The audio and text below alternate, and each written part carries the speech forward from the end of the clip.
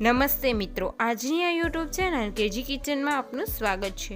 મિત્રો, હું તમને આજે એકદમ ક્રિસ્પી એવા સેવ રોલ બનાવતા શીખવાડીશ। જો મિત્રો તમને મારી આ રેસીપી પસંદ આવે તો મારા આ વિડીયોને લાઈક અને સબસ્ક્રાઈબ કરો। તે માટે સૌપ્રથમ એક મોટા વાસણમાં 10 થી 12 નંગ જેટલા બાફેલા બટેકા લેશું। તેની છાલ ઉતારીને એકદમ ઠંડા થવા દીધા છે। હવે આપણે આ બટેકાને મેશરની મદદ વડે મેશ કરી લેશું। હવે બટેકા એકદમ મેશ થઈ ગયા છે એટલે તેમાં 2 કપ જેટલા પલાળેલા ચોખાના પૌવા ઉમેરી દઈશું। ત્યારબાદ તેમાં ક્રશ કરેલા લીલા મરચાં,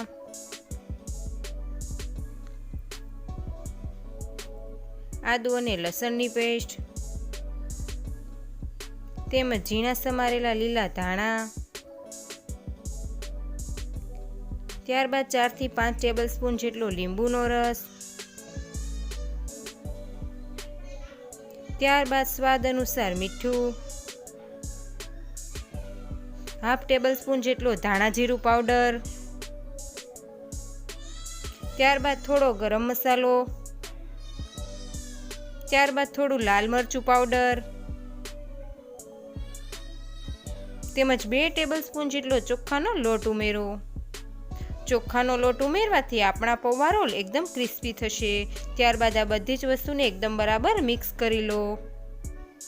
ત્યારબાદ હવે એક બાઉલમાં થોડો આરા લોટ લઈ તેમાં થોડું પાણી ઉમેરીને ચમચીની મદદ વડે હલાવી અને આપણે આ રીતનું પ્રવાહી તૈયાર કરો।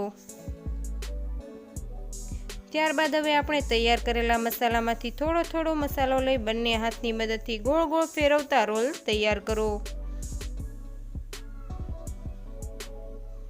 ત્યારબાદ આ રોલને આપણે અગાઉ બનાવેલ આરા લોટના પ્રવાહીમાં બોળો અને ત્યારબાદ બજારમાં આસાનીથી મળતી સેવૈયા માટેની સેવનો એકદમ ભૂકો કરી તેમાં રોલને એવી રીતે ફેરવો કે જેથી કરી રોલની બધી જ બાજુ સેવ સારી રીતે ચોંટી જાય।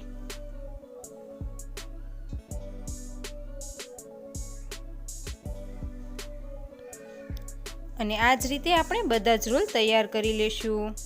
ત્યારબાદ હવે આપણું તેલ ગરમ થઈ ગયું છે એટલે આપણે બનાવેલા રોલને એક પછી એક એમ 5 થી 6 રોલ નાખીને તળાવવા દઈશું।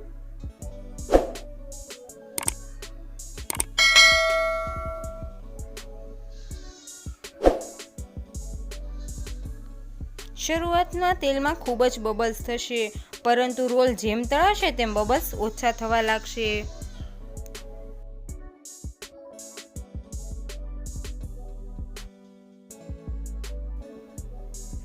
બબલ્સ ઓછા થઈ ગયા છે એટલે રોલને જારાની મદદ વડે બાજુ પલટાવી બીજી બાજુ તળાવવા દેશું। તો હવે તેલમાં બબલ્સ ઓછા થઈ ગયા છે, રોલનો કલર પણ એકદમ બ્રાઉન થઈ ગયો છે એટલે રોલને બહાર કાઢી અને પ્લેટમાં કાઢી લેશું। તો હવે એકદમ રેડી છે આપણા ક્રિસ્પી એવા સેવ રોલ।